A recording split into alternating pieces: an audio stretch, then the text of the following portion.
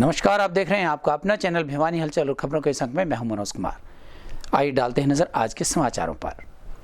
अब 8वीं की कक्षा में पढ़ने वाले प्रत्येक छात्र को अनिवार्य रूप से बोर्ड की परीक्षा देनी होगी। यह कहना था हरियाणा विद्यालय शिक्षा बोर्ड के चेयरमैन डॉक्टर जगबीर सिंह का।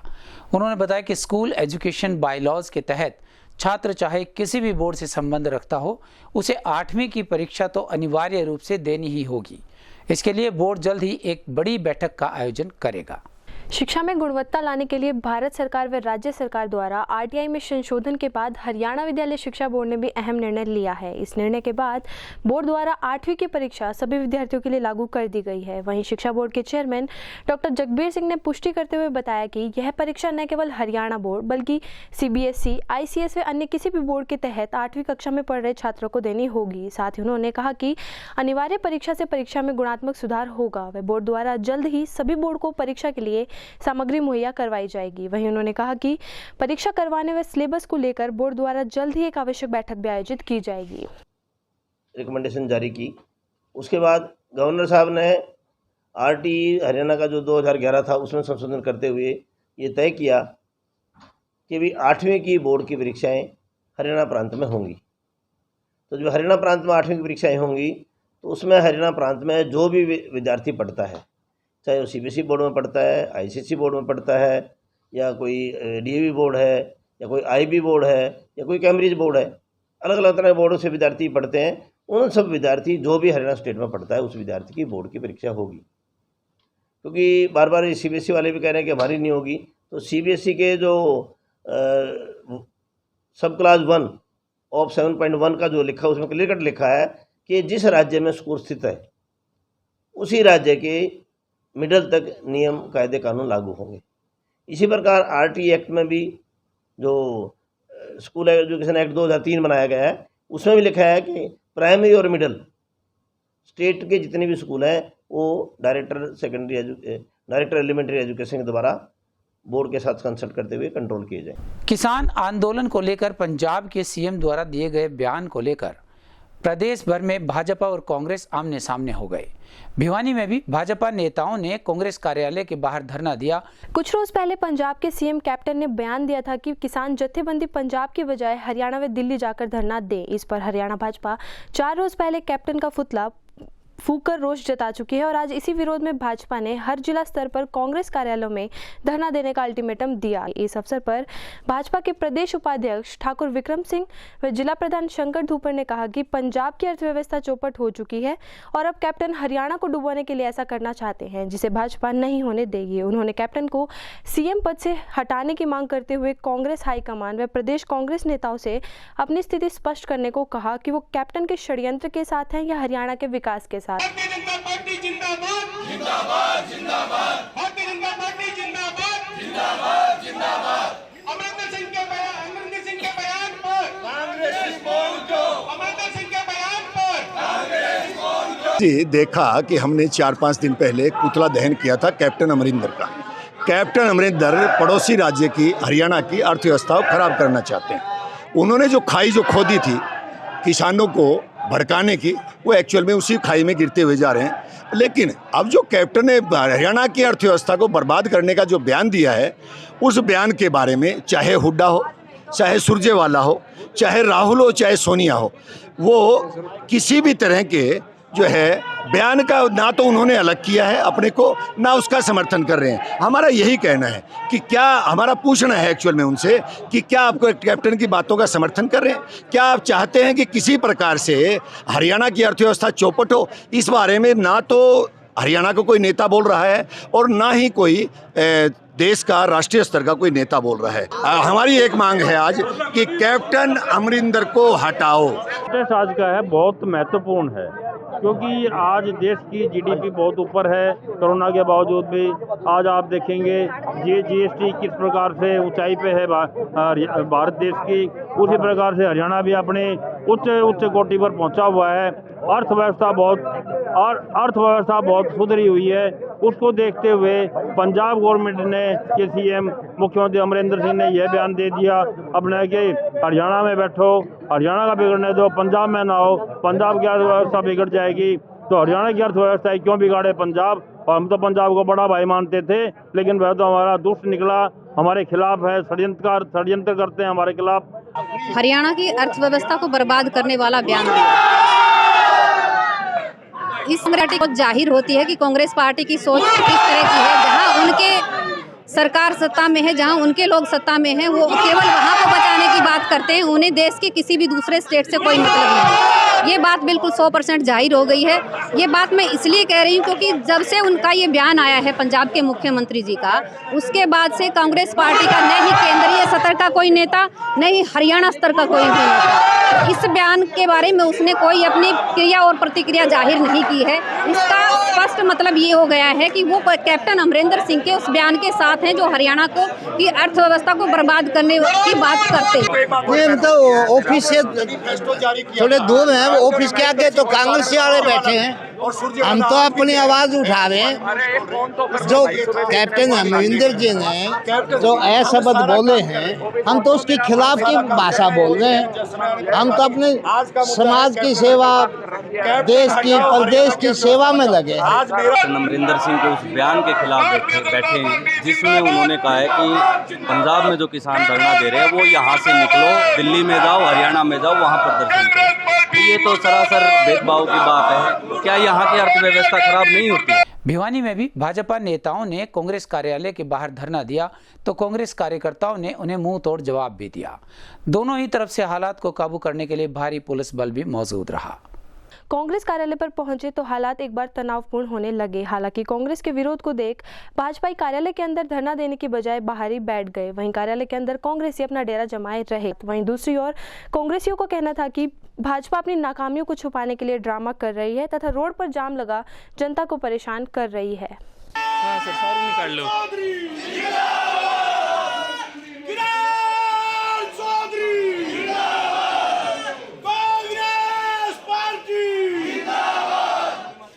अपना हमारा कांग्रेस का बहुत ही 1947 से पहले का ऑफिस है ये।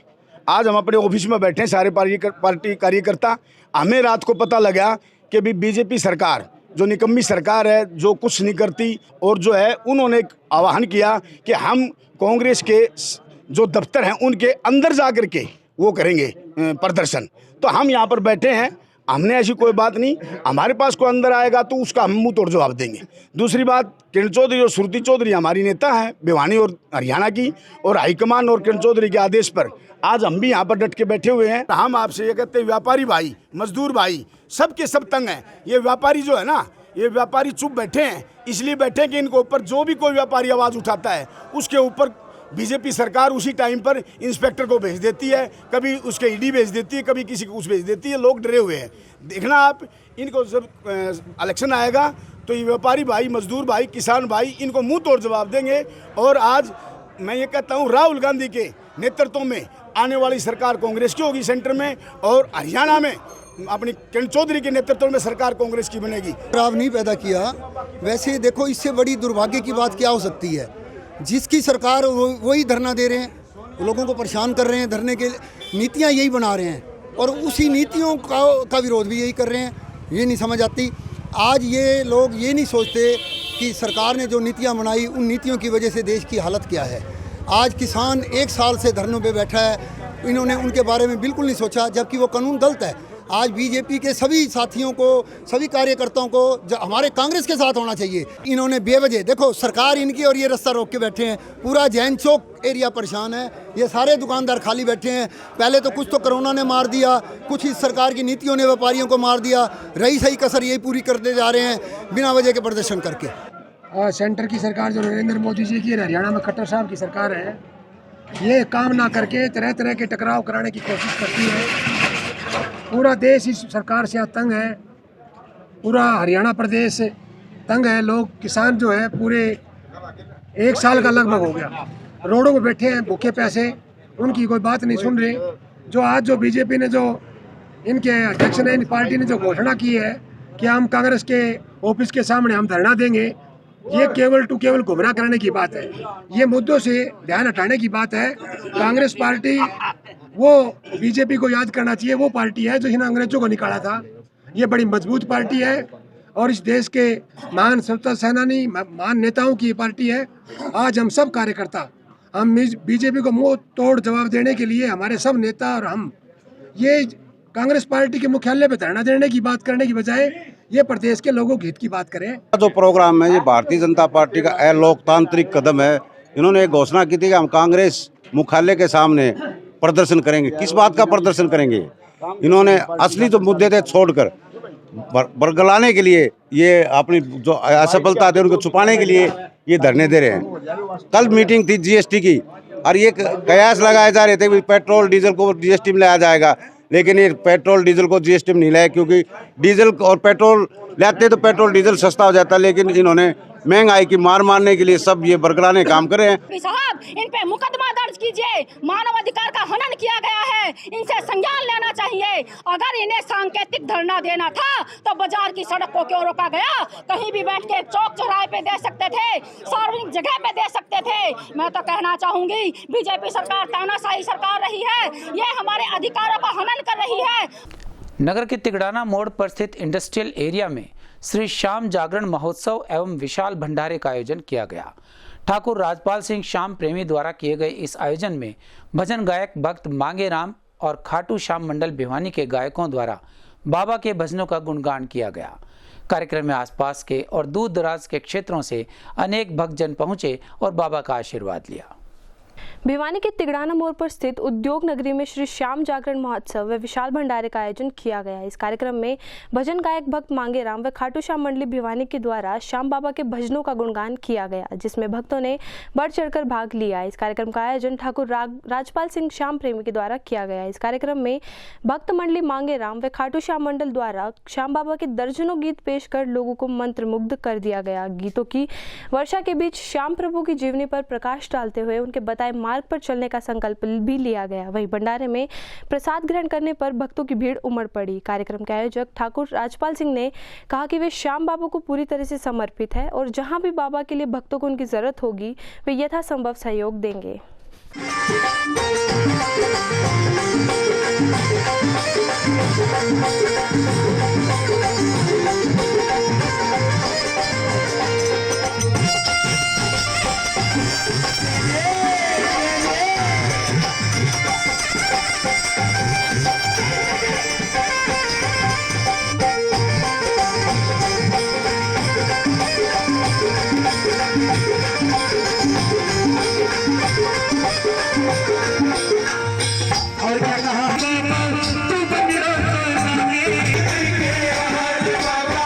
Paramhans package non woollen factory का उद्घाटन किया जा रहा है, जिसमें तमाम गांव इलाके के बाबा खाटू श्याम जी के भगत बहुत ही श्रद्धा से उमड़े हुए हैं और गांव का आसपास के क्षेत्र से भंडारा लगा हुआ है। बहुत ही भक्तों का जो है आवागमन हो रहा है। बाबा खाटू श्याम जी का साक्षात जो है आज अमृत वर्षा हो रही है।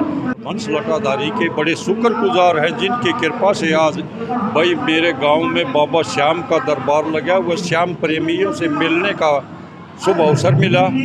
सभी श्याम प्रेमियों ने बढ़ चढ़ के हिस्सा लिया है। इसके लिए हम तहे दिल से उनका धन्यवाद करते हैं। भगत मांगे राम जी के मार्गदर्शन में इस बाबा के जागरण का आयोजन किया गया। राजपाल सिंह जी द्वारा श्री श्याम बाबा का जागरण और विशाल भंडारा का आयोजन किया गया है। इन्होंने अपना नया प्लांट इधर शिफ्ट किया है, जो नॉन वुवन के बैग और मास्क बनाते हैं। और बाबा का विशाल भंडारा आप देख ही रहे हैं, विशाल भंडारा और विशाल कीर्तन चल रहा है बाबा का।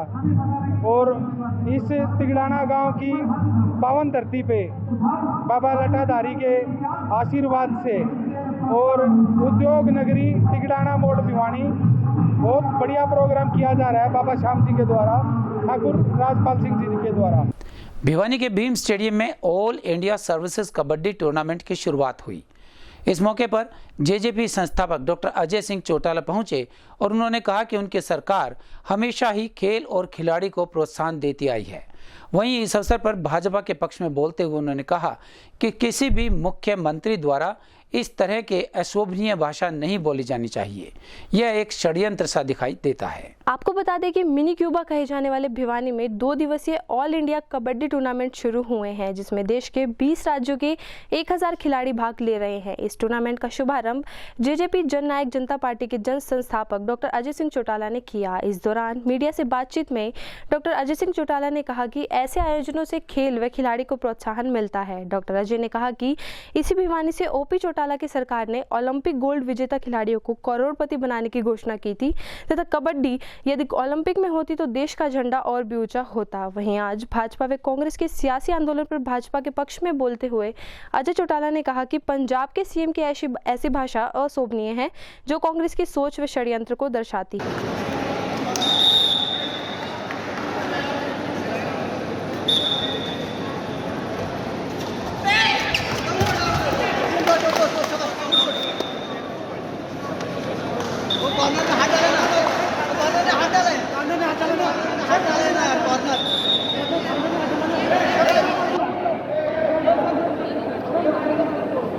खिलाड़ियों को और ज़्यादा इससे प्रोत्साहन मिलता है और कबड्डी तो वो गेम है जो हरियाणा प्रदेश की धरा से सीधे तौर पे जुड़ा हुआ है। आज देश के चाहे किसी भी प्रदेश का टीम हो उसमें भी आप ये देखो कि बहुतायत में हरियाणा प्रदेश के खिलाड़ी खेलते हैं और ये हमारे लिए गौरव का विषय है। इससे और ज़्यादा उन खिलाड़ियों को प्रोत्साहन मिलता है। मैंने तो अभी ये बात कही है कि हरियाणा अगर ओलंपिक में होता तो आज कबड्डी हॉकी के साथ साथ एथलेटिक्स के साथ साथ वहाँ भी विजय पताका फहराती, वहाँ भी हमारा झंडा ऊंचाई पे होता। खिलाड़ियों को प्रोत्साहन देने के लिए सबसे पहले ये पहल हरियाणा प्रदेश ने की थी। चौधरी ओम प्रकाश चौटाला जी की जब गवर्नमेंट थी तब हमने ही, आपको ध्यान हो तो यहीं इसी भिवानी के स्टेडियम में ये घोषणा की थी कि जो खिलाड़ी पदक लेकर के गोल्ड मेडल लेकर के आएंगे उन्हें करोड़पति बनाएंगे। और आज मुझे कहते हुए गर्व और फख्र होता है कि 6-6 करोड़ 10-10 करोड़ रुपया एक एक खिलाड़ी को मिलता है। कबड्डी के कुश्ती के खिलाड़ियों को ग्राउंड में 2-2 रुपये मिला करते थे, आज वो करोड़पति। तो सभी दर्शकों को, सभी फैंस को, पब्लिक जो कबड्डी को लाइक करते हैं उनको नमस्कार। और मैं ये बताता हूँ, ये ऑल इंडिया 44वीं all India civil services kabaddi tournament है 18 से 20, जिसमें 25 से 26 प्रदेश महिला और पुरुष वर्ग की टीमें भाग लेंगी और ये मुकाबले 3 दिन चलेंगे। और तो अच्छे अच्छे खिलाड़ी भी इसमें आए हैं, जैसे प्रदीप नरवाल, दीपक हुड्डा, अमित हुड्डा, संदीप नरवाल, मोहित छिल्लर, ये भी इनकम टैक्स की टीम दिल्ली की तरफ से आए हैं। इनकम टैक्स से खेल रहा हूँ दिल्ली से। कैसी प्रतियोगिता है, क्या कहेंगे इसको लेकर? बहुत अच्छी प्रतियोगिता है, हर साल होती है हमारी डिपार्टमेंट की। तो पूरे देश भर से आप लोग होते हैं? बिल्कुल। तो कैसा गेम मानते हो? कबड्डी के बारे में क्या कहेंगे? 9 दिन खिलाड़ी, ये तो आप भी देख सकते कबड्डी कहाँ तक पहुँच गई, अब पहले कहाँ तक थी अब कहाँ तक पहुँच गई, बहुत ऊंचे तक गई कबड्डी में, बहुत खुशी हुई है। हम इनकम टैक्स दिल्ली डिपार्टमेंट की तरफ से खेल रहे हैं और अभी मैच स्टार्ट हो रहे हैं। काफ़ी अच्छी टूर्नामेंट है, बहुत सारी टीमों ने भाग लिया है, मतलब काफ़ी टीम आई हुई है। बहुत अच्छी टूर्नामेंट है। अकेली भारत सिविल सर्विस की टीम हिमाचल से आई है और ये कबड्डी की प्रतियोगिता है। ये 2-3 सालों से सिविल इंडिया वुमेन का स्टार्टिंग हुई है। कैसी प्रतियोगिता है, कैसे प्रमोशन मिल रहा है? प्रमोशन तो मिल रहा है, जैसे इंक्रीमेंट वगैरह लगी है, हमारे को अवार्ड वगैरह दिया गया है। 15 अगस्त में दिया है इसका, कबड्डी का ही, जो हमारा ट्रॉफी वगैरह ले जाते हैं। सर एक्चुअली होता क्या है कि जॉब लगने के बाद ये जैसे वुमेन की हमारी 3rd टाइम है, तो जॉब लगने के बाद एक एक्सपोजर मिल जाता है प्लेयर्स को। ऐसा ना सोचें कि प्लेयर छोड़ दिया, क्योंकि स्टार्टिंग हमने यही देखा है ऑलमोस्ट कि जब जो प्लेयर्स होते हैं स्टार्टिंग में खेलते हैं, जब जॉब लगती है तो छोड़ देते हैं। पर ये एक अलग सा एक्सपोजर है वुमेन्स के लिए कि ये ना सोचें कि ख़त्म हो गया सब कुछ स्पोर्ट्स हमारा, है ना। और गवर्नमेंट भी इसके लिए बहुत कुछ कर रही है, हम लोगों को फैसिलिटीज़ देती हैं कि सिविल सर्विसेज के जो हमारी ये टूर्नामेंट हो रहे हैं ना, इसके लिए जो भी ऑर्गेनाइज किया है हमारा गवर्नमेंट की तरफ से हुआ है, बड़ी अच्छी फैसिलिटीज़ है। इंक्रीमेंट के वो जो भी हम मेडल वगैरह लेके जाते हैं उसका एक्स्ट्रा इंक्रीमेंट वगैरह भी लगता है। वहीं अजय चौटाला ने किसान आंदोलन पर व भारत बंद की कॉल पर कहा कि समाधान सड़कें जाम कर मुर्दाबाद के नारे लगाने से नहीं, बातचीत से होगा। ऐसे में आंदोलनकारी बातचीत व समाधान के लिए अपनी सोच बदले। साथ ही उन्होंने कहा कि किसान आंदोलन लंबा खींचने से कहीं ना कहीं सरकार के लिए परेशानी और विपक्ष के लिए सियासी मुद्दा बन चुका है। भाजपा व उनके सहयोगी दल जहां कांग्रेस व किसानों में कमी निकाल रहे हैं, तो वहीं किसान व कांग्रेस लगातार सरकार को घेरने में लगी है। बंद करना, सड़क पर बैठना, जिंदाबाद मुर्दाबाद करने से समाधान नहीं होता। समाधान बातचीत के जरिए होगा। वो बातचीत का रास्ता अपनाएं। लेकिन सरकार ने तो बाकायदा कहा है कि हम तो एक कॉल पे तैयार हैं, एक कॉल दूर है। अब वो 2 कदम आगे बढ़ेंगे तभी बात बढ़ेगी ना। सरकार तो अपना काम निरंतर कर रही है। नुकसान तो आम पब्लिक को इसका हो रहा है। अभी मैं कल के अखबारों में आंकड़े पढ़ रहा था कि अब तक 25,000 करोड़ से ज़्यादा का नुकसान बॉर्डर के इंडस्ट्रियलिस्ट को हो गया। पूरे प्रदेश में टोल बंद है, उसका प्रदेश की सरकार को भी नुकसान है, दूसरे लोगों को भी परेशानियां हैं। बारिश के मौसम में कपास की फसल में सफ़ेद मक्खी और हरा तेला जैसे रोग लगने की संभावना रहती है, जिसका किसान भाइयों को ध्यान रखना चाहिए। यह कहना था कृषि विज्ञान केंद्र की डॉक्टर मीना का। उन्होंने किसान भाइयों को सलाह देते हुए कहा कि इन दिनों फसल में कीटों की मात्रा ज़्यादा रहती है, जिसकी निगरानी किसानों को शुरू से ही करते रहना चाहिए।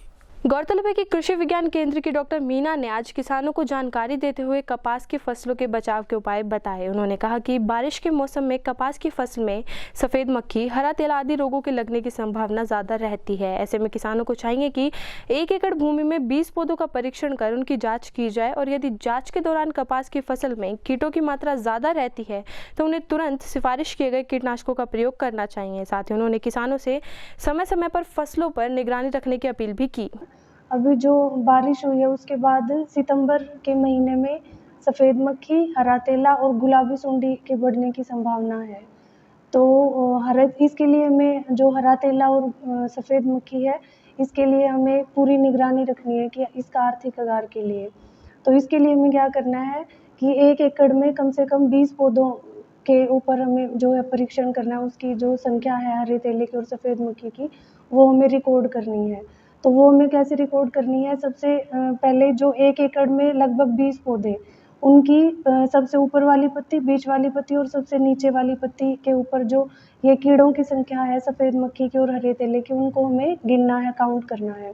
अगर ये संख्या हमें एक पत्ते पे एवरेज निकालनी है, फिर अगर एक पत्ते पे हमें सफ़ेद मक्खी के लिए 6 से 8 प्रोड और जो हरा तेला है उसके लिए आर्थिक आधार है 2 जो नीम्फ है हरे तेले के, वो अगर इतनी संख्या मिलती है तो हमें फिर तुरंत ही जो सिफारिश किए गए कीटनाशक है उनका छिड़काव करना है। तो जो अगर हमें 6 से 8 सफ़ेद मक्खी और 2 हरा तेला मिलता है, तो सफ़ेद मक्खी के लिए तो हमें क्या करना है, जो 300 ml डाइमिथोएट है उसके साथ 1 लीटर नीम आधारित जो कीटनाशक है, जो निम्बिसिडिन है या अचूक है, उसका छिड़काव करना है। बारी बारी से ये छिड़काव करने हैं। दूसरा जो हमारे चौधरी चरण सिंह हरियाणा कृषि विश्वविद्यालय की नई सिफारिश है, स्पायरोमेसिफेन और पायरिप्रोक्सिफेन है, उनका छिड़काव करना है बारी बारी से 10 से 12 दिन के अंतराल पे। जो स्पायरोमेसिफेन है उसकी मात्रा रहेगी 240 ml प्रति एकड़ और जो पायरिप्रोक्सिफेन है जो डाइटा नाम से आएगी उसकी मात्रा रहेगी 400 ml प्रति एकड़। और जो हरा तेला है उसके लिए हमें कॉन्फिडोर का छिड़काव करना है 40 ml 200 लीटर पानी में प्रति एकड़ की दर से। 6ठी से 8वीं और 9वीं से 11वीं तक की कक्षाओं के छात्रों के लिए 2 ग्रुप्स बनाए गए हैं, जिसके लिए कल्चरल फेस्ट का आयोजन किया जा रहा है। यह कहना था जिला मौलिक शिक्षा अधिकारी रामावतार शर्मा का। उन्होंने बताया कि बच्चों के लिए अच्छे इनाम वाली इन प्रतियोगिताओं में सोलो डांस, फोक डांस और रागनी को शामिल किया गया है। गौरतलब है कि सरकारी स्कूलों में अब 2 दिवसीय कल्चरल कार्यक्रम का आयोजन किया जाएगा, जिसमें विजेता छात्र छात्राओं को पुरस्कृत भी किया जाएगा। वहीं जब इस बारे में खंड शिक्षा अधिकारी रामावतार शर्मा से बातचीत की गई तो उन्होंने बताया कि सरकारी स्कूलों में 2 दिवसीय कल्चरल प्रोग्राम किए जाएंगे, जिसके लिए 6ठी से 8वीं तथा 9वीं से 12वीं तक की कक्षाओं के 2 ग्रुप बनाए गए हैं। उन्होंने बताया कि अभी यह प्रोग्राम ब्लॉक स्तर पर चल रहा है तथा इसके बाद यह खंड व जिला स्तर पर आयोजित किया जाएगा। आपको बता दें कि इस कल्चरल प्रोग्राम में 3 प्रकार की प्रतियोगिताएं, जिसमें ग्रुप डांस, सोलो डांस व रागिनी आयोजित की जाएगी। व विजेता विद्यार्थियों को 27 व 28 तारीख को जिला स्तर पर प्रतियोगिता में भाग लेने का मौका मिलेगा।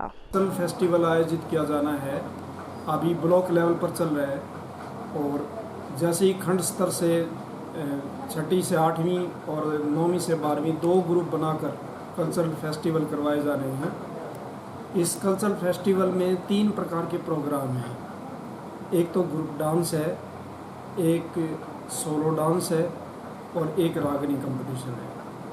तो ये 6 से 8 और 9 से 12 वर्ग के अलग अलग प्रोग्राम आयोजित किए जा रहे हैं अखंड शिक्षा अधिकारियों द्वारा खंड स्तरीय लेवल पर। और उसके बाद जो फर्स्ट सेकंड थर्ड टीम जो आएंगी उनका हम 27 और 28 तारीख को जिला स्तर के ऊपर सांस्कृतिक ये प्रतिस्पर्धा करवाएंगे। छठी से 8वीं की पहले दिन 27 तारीख को और 28 तारीख को हम करवाएंगे 9 से 12 की। इसमें थोड़ा बदलाव हो सकता है, हम 28 और 29 तारीख भी ले सकते हैं। हरको बैंक महाप्रबंधक नरेश तंवर ने सहकारी बैंक की शाखा मानेहरू में आयोजित कार्यक्रम में पहुंचकर मुख्य अतिथि के रूप में शिरकत की। नाबार्ड के सहयोग से वित्तीय साक्षरता कार्यक्रम में पहुंचने के बाद उन्होंने ऋण और बचत संबंधी अनेक जानकारियां दी। वहीं इस अवसर पर सलाहकार गजराज जोगपाल और ट्रेनर ईश्वर सिंह ने अनेक बीमा योजनाओं के बारे में भी विस्तृत जानकारियां दी। सहकारी बैंक की शाखा मानेरू में नाबार्ड के सहयोग से वित्तीय साक्षरता कार्यक्रम का आयोजन किया गया। कार्यक्रम में हरको बैंक चंडीगढ़ के महाप्रबंधक नरेश तंवर मुख्य रूप से उपस्थित हुए। कार्यक्रम को संबोधित करते हुए नरेश तंवर ने बैंक एवं नाबार्ड की विभिन्न योजनाओं तथा बैंक वित्त एवं ऋण संबंधी व बचत के बारे में विस्तार से जानकारी दी। वह शिविर में वित्तीय साक्षरता सलाहकार गजराज गोगपाव एवं ट्रेनर ईश्वर सिंह जांगड़ा ने भी प्रधानमंत्री सुरक्षा बीमा योजना, प्रधानमंत्री जीवन ज्योति योजना, अटल पेंशन योजना, संयुक्त डेट समूह, JLGSHG समूह के गठन एवं ऋण योजनाओं पर प्रकाश डाला। कि हमें अपने पैसे का किस ढंग से प्रयोग करना चाहिए, सदुपयोग करना चाहिए, रखना चाहिए। पैसे के रखने का और पैसे के बरतने का हर तरह का ज्ञान व्यक्ति को होना चाहिए, क्योंकि आजकल आर्थिक युग है। आर्थिक युग के अंदर पैसे का जो लेन देन है वो मुख्य लेन देन है। मेरे पैक्स के कर्मचारी भी यहाँ हैं और यहाँ के शाखा प्रबंधक भी हैं।